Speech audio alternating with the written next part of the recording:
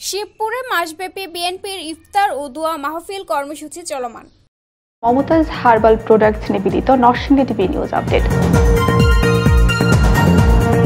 শিবপুর উপজেলা বিএনপির ইফতার ও দোয়া মাহফিল কর্মসূচির অংশ হিসেবে গত 23শে মার্চ শিবপুর উপজেলার কুমরাতে দারুল উলুম এতিমখানা ও হাফিজিয়া মাদ্রাসায় পুটিয়া ইউনিয়ন বিএনপির 1, 2, 3 নং ওয়ার্ডের নেতাকর্মী এবং এতিমদের নিয়ে এক বিশাল ইফতার ও দোয়া মাহফিল অনুষ্ঠিত হয়েছে।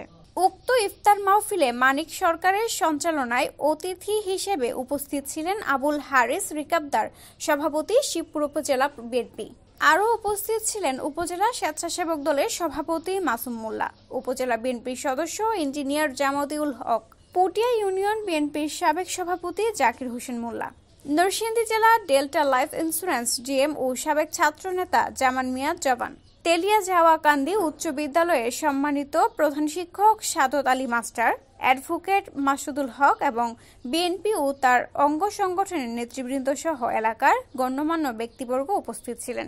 উক্ত ইফতার ও দোয়া মাহফিলে আমন্ত্রিত অতিথিবৃন্দরা যথাক্রমে বক্তব্য রাখেন। ইফতারের আগ মুহূর্তে আসলে দোয়া কবুলের সবচেয়ে উত্তম সময়। আমরা দেশনেত্রী বেগম খালেদা জিয়া চিকিৎসার জন্য দেশের বাইরে অবস্থান করছেন এবং আমাদের দেশনায়ক তারেক রহমান আমাদের দেশে যেন সসম্মানে ফিরে আসতে পারেন, সেজন্য আপনারা সবাই দোয়া করবেন এবং আমাদের দেশে সকল ষড়যন্ত্র রুখে দিয়ে আগামী দিনে দেশনায়ক তারেক রহমান আমাদের দেশে রাষ্ট্র পরিচালনা করবেন সে আশাবাদ ব্যক্ত করছি। সেই সাথে আমাদের শিবপুরের দানিশ শীষের কাণ্ডারি জনাব আলহাদ মঞ্জুর আলাহির পক্ষ থেকে আপনাদেরকে সকলকে রমজানের শুভেচ্ছা ও অভিনন্দন জানিয়ে 17 বছরের ভিতরে আমরা ইফতার বানা মধুরে থাক ইফতার রেডি না মূল্য এলাকা ছেড়ে যাওয়া লাগছে, ঠিক না? এই স্বৈরাচারের পতনের পরে বোধহয় প্রথম শ্বাস ফেলা ইফতার বা আমরা কিছু কথা বলতে পারি। এইটা যদি কন্টিনিউ করতে হয় তাহলে আমাদের কিন্তু ঐক্যবদ্ধ থাকতে হবে। দেশের অবস্থা কিন্তু ভালো না।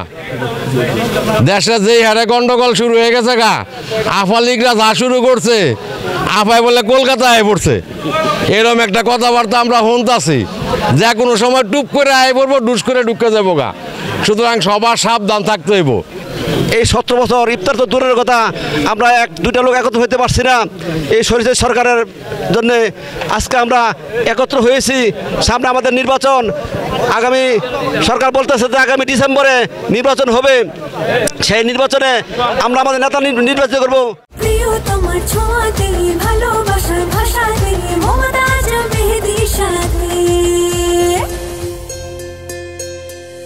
মমতাজ মেহেদি, প্রিয়জন প্রিয়তমার মেহেদি। রিপোর্ট রাফসান হাসান সুহাগ, চিত্রগ্রহণ তৈবুর রহমান ভুইয়া, শিবপুর প্রতিনিধি, নরসিংদী টিভি।